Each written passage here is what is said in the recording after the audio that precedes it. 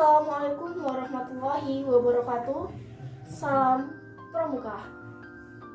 Tabik pun izin memperkenalkan diri. Nama saya Dinda Rahmadina, mahasiswi program studi pendidikan guru sekolah dasar dengan NPM 21130530096 dari Universitas Lampung.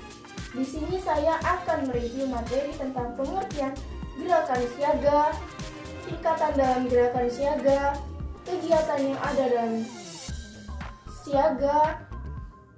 Selanjutnya yaitu adalah upacara pembukaan dan penutupan dalam kegiatan siaga. Pengertian siaga. Siaga adalah sebutan bagi anggota pramuka yang berumur 7 sampai dengan 10 tahun. Mengapa disebut pramuka siaga? Karena sesuai dengan kiasan masa perjuangan bangsa Indonesia, yaitu ketika rakyat Indonesia menyiagakan dirinya untuk mencapai kemerdekaan. Dengan berdirinya Budi Utomo pada tahun 1908 sebagai tonggak awal perjuangan bangsa Indonesia, kehidupan siaga sendiri masih berkisaran di seputar keluarga yang ada di lingkungan keluarga, yaitu ayah dan ibu. Keluarga merupakan pusat aktivitasnya. Atas dasar hal tersebut, pembina pramuka siaga dikiaskan sebagai keluarga bahagia, di mana terdapat ayah, ibu, paman, serta bibi. Wadah pembinaan ini disebut perindukan siaga. Jelaskan bahwa anak masih seusia siaga masih mengindahkan pada ayah dan bundanya atau keluarga. Itu adalah kode kehormatan. Kode kehormatan dalam pramuka siaga. Kode kehormatan bagi pramuka siaga ada dua, yaitu Dwi Satya dan Dwi Dharma. Dwi Satya sendiri adalah janji pramuka siaga yang berbunyi yang pertama adalah, demi kehormatanku, aku berjanji akan bersungguh-sungguh menjalankan kewajibanku terhadap Tuhan, Negara Kesatuan Republik Indonesia, dan mengikuti tata krama keluarga.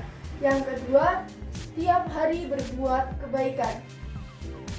Ada lagi, itu biasanya disebut dengan Dwi Dharma atau ketentuan moral pramuka siaga yang berbunyi, siaga berbakti kepada ayah dan ibundanya, siaga berani dan tidak putus asa.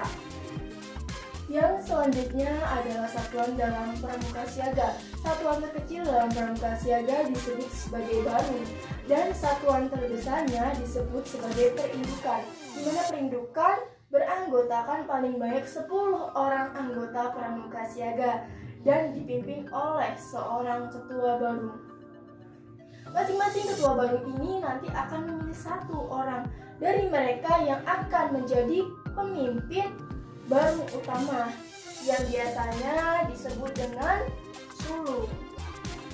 Pembina pramuka siaga dipanggil dengan sebutan Yanda, dan pembina pramuka siaga putri disebut dengan panggilan Bunda.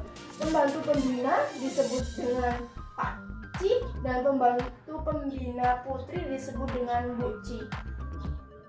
Bentuk barisan dalam upacara siaga adalah lingkaran, dengan pembina berada di tengah-tengah lingkaran, yang artinya cara pandang pramuka siaga masih terfokus pada satu titik. Yang selanjutnya adalah tanda kecakapan umum. Tanda kecakapan umum terbentuk dari sebuah janur atau disebut mancung, yakni bunga pohon kelapa yang baru tumbuh. Kelopak bunga diletakkan miring, menggambarkan bunga kelapa yang selalu memperlihatkan sudut miring terhadap batang pohonnya, yang mengibaratkan keterikatan pramuka siaga dengan keluarga dan orang tuanya. Kelopak bunga kelapa sendiri yang mulai merekah menggambarkan pertumbuhan tanaman yang mengibaratkan pramuka siaga yang sedang tumbuh menjadi tunas calon bangsa. Yang selanjutnya adalah tanda kecakapan khusus atau biasanya disebut dengan PKK. Selain kecakapan umum, siaga juga dipersilakan untuk mengambil kecakapan khusus yang sesuai dengan minat dan bakatnya. Secara umum SKK ada tingkatannya, yakni tingkatan purwa, tingkatan madya, tingkatan utama. Tanda kecakapan khusus pramuka siaga terbentuk segitiga sama sisi dengan panjang masing-masing 3 cm dan tingginya 2 cm. Dapat dipasang di lengan baju sebelah kanan, membentuk setengah lingkaran. Di segitiga tersebut dikelilingi tanda wadah dengan puncak menghadap ke bawah sebanyak 5 buah. Lalu, apa saja sih kegiatan pramuka siaga itu? Biasanya berupa pesta siaga yang merupakan pertemuan pramuka siaga dalam bentuk perkemahan besar dalam satu hari tanpa menginap, dengan berbagai kegiatan seperti permainan bersama, pameran siaga, pasar siaga, dharma wisata, pentas seni budaya, dan karnaval, serta yang masih banyak lagi. Pesta siaga dapat dilaksanakan di tingkat koordinator desa, kuartir ranting, kuartir cabang, korwil, dan kuartir daerah. Selanjutnya adalah upacara pembukaan. Bagaimana sih cara melakukan upacara pembukaan? Yang pertama, pemeriksaan kebersihan dan kerapihan. Yang kedua, pemilihan baru. Yang ketiga, baru menyiapkan perlengkapan upacara. Yang keempat, pemimpin memberikan instruksi untuk membentuk lingkaran besar. Yang kelima, pemimpin menjemput pembina upacara. Yang keenam, pembantu pembina masuk ke dalam lingkaran upacara. Yang ketujuh yaitu pemimpin upacara mengambil dan mengibarkan bendera. Yang kedelapan, semua anggota memberi hormat kepada bendera merah putih. Yang kesembilan, pembacaan Pancasila yang diikuti oleh anggota upacara. Yang kesepuluh, pembacaan Dwi Dharma yang diikuti oleh para anggota. Yang ke-11, pemimpin upacara kembali ke barunya. Yang ke-12 yaitu ada amanat pembina upacara. Yang ke-13, pembina upacara memimpin doa. Yang terakhir adalah upacara penutup. Bagaimana cara melakukan upacara penutup? Yang pertama, barung terbaik menyiapkan perlengkapan upacara.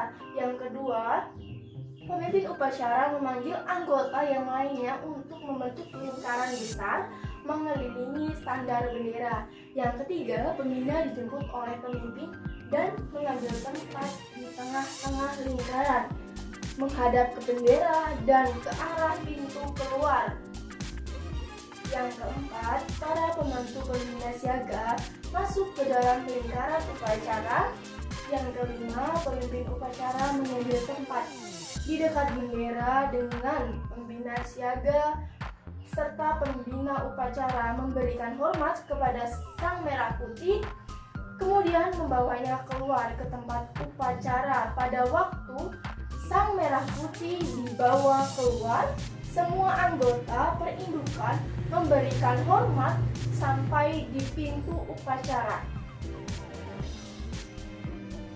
Selanjutnya, pemimpin upacara menggulung dan meletakkan bendera di tempat yang ditentukan, kemudian kembali ke barunya. Dan yang keenam adalah amanat. Yang ketujuh adalah doa. Sekian dari saya, terima kasih. Wassalamualaikum warahmatullahi wabarakatuh. Salam pramuka.